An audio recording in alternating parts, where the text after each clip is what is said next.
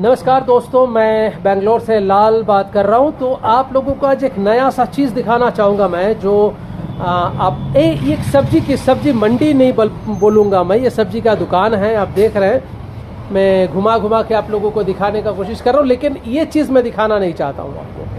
आज एक्चुअली जो दिखाने के लिए मेरे को दिल किया है, आप लोगों के साथ शेयर करने के लिए दिल किया है, मैं वो चीज़ दिखाना चाहता हूँ आपको। Just hold on.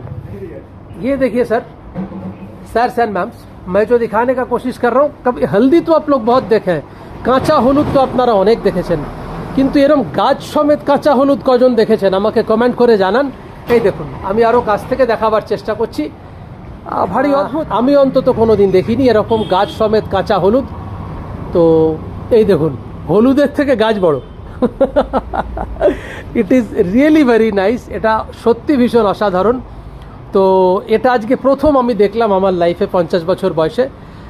আর কি বলবো বলুন, 50-এর ওপরে আমার বয়স, কিন্তু এই ধরনের হলুদ গাছ আমি সত্যি কোনো দিন দেখিনি। এটা বিক্রি হচ্ছে না, ইদো 30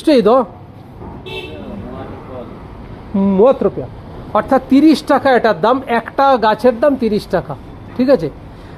अच्छा এটা ये कौन, अच्छा दिस इज फॉर पूजा, ये संक्रांति में लगता है, সংক্রান্তিতে লাগে, সেই কারণে এইটা এখানে আনা হয়েছে।